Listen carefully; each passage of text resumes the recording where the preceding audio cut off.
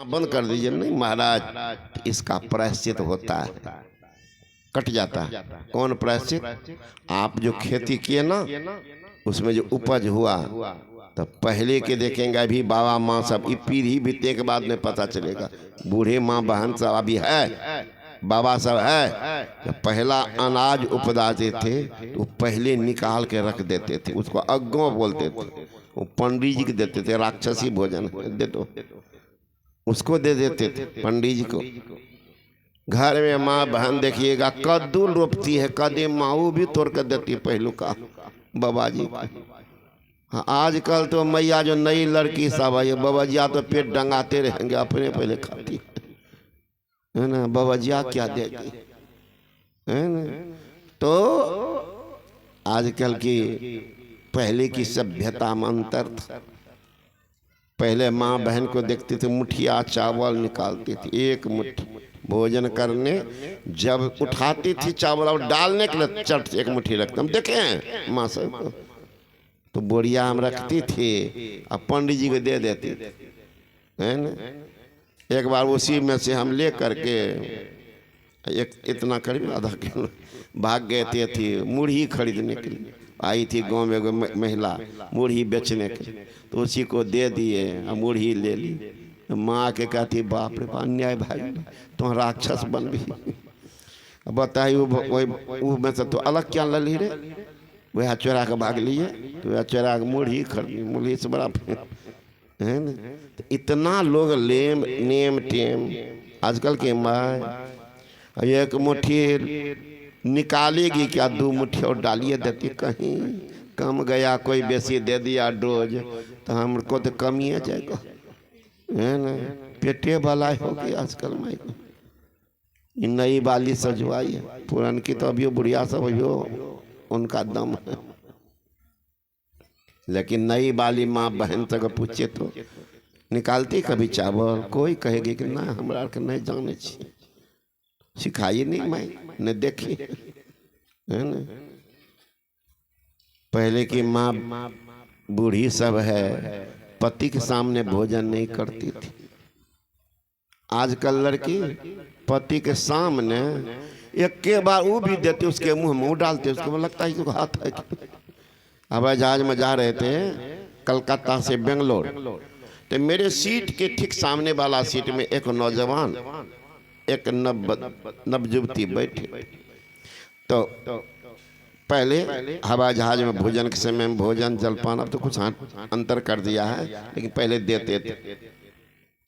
तो भोजन जो आए तो लड़की उठा के लड़का मुंह में दे रही, लड़की उठा के मुंह में दे रही। तो सामने में था, तो मन नहीं माना कि नया नौजवान है, इनको कोई तकलीफ है क्या। मैंने कहा कि नौजवान आपको कोई तकलीफ है, हाथ में कोई तकलीफ है? नहीं बाबा। तो वो देती है, चिड़िया है आप मुंह में आहार दे रही है।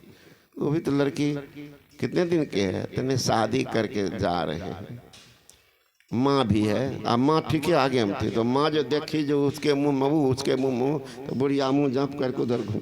तो मैंने कहा कि मैया नहीं देख रही है, तो मैया क्या कहती, बेचारी कहती क्या कहें बाबा, जमाना ऐसा हो गया, हम जिंदगी में मालिक के सामने नहीं खाए। मैंने कहा ए बेशर्म, शर्म नहीं लगती है? माँ लज्जित हो रही है और तुम स्टैंडर्ड बढ़ा रहा। लड़की कहती बाबा आजकल स्टैंडर्ड छी, स्टैंडर्ड लड़का के मुंह में लड़की देती, लड़की के मुंह में लड़का, तो कौन स्टैंडर्ड? अलग थाली में नहीं खाएगी, तब दुल्हा खाएंगे तो टपा टप उसी में लेकर वही खाएंगे। पागलपन है सब, पागलपन है सब। तो जमाने बदल रहा है, संस्कृति बदल रही है, सुधार कीजिए। इसका सुधार कहाँ होगा? स्कूल कॉलेज में नहीं, नहीं, इस सत्संग में। बिनो सत्संग ज्ञान न उपजे, कर लो जतन हजार रे, अब ब्रह्मानंद खोज गुरु पूरा, उतरे भवजर पार। बिना सत्संग का ज्ञान नहीं उपज होगा, बिना सत्संग विवेक न होए, राम कृपा बिनु सुलभ न सोई, बिना सत्संग का विवेक नहीं होगा। आई सत्संग भी अभागा को नसीब नहीं होता है। बगल में बैठ कर गप मारेगा, सत्संग में आके नहीं बैठेगा, इसका मतलब कोई जन्म का पाप उनके कपाल पर सवार है, सुनने नहीं देगा, सुनने नहीं देगा। ज्ञान की नदियां बह गई, लेकिन हम किनारे में देखते रह गए, है न। ज्ञान की गंगा बहती है गुरुदेव तुम्हारे चरणों में, गंगा तो बह के निकल गई, अय्या भागा किनारे में बैठे रह गए। इसलिए सत्संग सुनिए, सुमति होगी, और सच्चे सदगुरु से दीक्षा ले लीजिए। निगुरा बन के मत रहिए। जिनके जीवन में गुरु नहीं, उसका जीवन शुरू नहीं, जिंदगी बेकार चला गया। जन्म अकारत की, कह नानक हरि भजमना, जैसे जल को मीन, अकार्थ ही जीवन चला गया। इसलिए संत से जुक्ति सीख लो, कोई नाम का जब किसी रूप का ध्यान करो, जो बता दे गुरु, फिर दोनों को छोड़ दो, बैठे रहो, आंख बंद रहेगी, दोनों आंख के बीच में दृष्टि की दोनों धार को टिकाओ। क्या होगा? लखत लखत लखी परे कटे जम फंदा, दीखती दीखती जम का फंदा कट जाएगा। All attention without any tension, that is called meditation. चित्त वृत्ति का निरोध हो जाएगा, वहीं से परमात्मा के पास जाने का रास्ता दिखेगा। रास्ता शब्द की डगर है, जो शब्द को पकड़ते हैं, शब्द में वह तासीर है, खिंचाव है, मैग्नेटिक पावर है, जीव को खींचता। चुंबक सत्य है भाई, चुंबक सत्य लोक ले जाई, ले निकार होके ने पीरा, सत्य जो बसे शरीरा। जिनके यहाँ चला जाता उनका जीवन संवर्धन होता है। ये आप लोग सेवा सुनाया। बोले श्री सदगुरु महाराज की। यहाँ सत्संग का आयोजन हुआ, इसका तो कोई प्रोग्राम पहले से बना था नहीं, पहले से नहीं बना था। हाल ही में एक प्रोग्राम कैंसिल हुआ, तो हमारे आदरणीय महात्मा चिदानंद जी महाराज, इन्होंने कहा कि भाई की जगह सत्संग बहुत दिन से कह रहे तो दे दीजिए। तो मैंने कहा इतना जल्दी, तो 1 दिन रख लीजिए। तो कहा ठीक है, बात दे दीजिए। तो 1 दिन ये 2 दिन बन गया है। ये हम धन्यवाद के पात्र हैं सूबेदार अखिलेश बाबू और उनकी धर्मशिला पत्नी सुनीता देवी। भोली भाली हमें देखा, में तो जाती होगी सत्संग में, लेकिन मुझे उतना नहीं रहता ध्यान मायदा के प्रति। लेकिन कल से मैं आया, देखते उनकी श्रद्धा, उनकी भावना, उनकी भावुकता कि इस उम्र में धर्म के प्रति इतना लगाव, उस घर में लक्ष्मी की निवास निश्चित रहेगी, दरिद्र को लात मार के भगा देगी।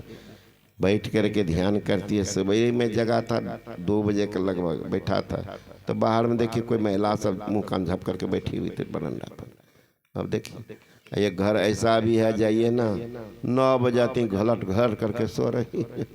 लक्ष्मी अशुद्ध है, तो लक्ष्मी तो आएगी, यहाँ सोए हुए कवाड़ी बंद है तो घुट जाएगी, है ना। तो ये धन्यवाद के पात्र है हमारे सुनीता जी, जिनके भीतर में ऐसी कामना है, और उन्हीं के प्रेरणा से पति तो उनके लिए बाहरे बाहरे रहते हैं, कमा कमा के लाके देते होंगे उन्हीं को। बैंक बढ़िया मजबूत हो ना, तो ग्राहक का पैसा नहीं बुड़ता, और नहीं तो वही कितना बैंक वाला आया लेकर उड़ गया नफा के दे।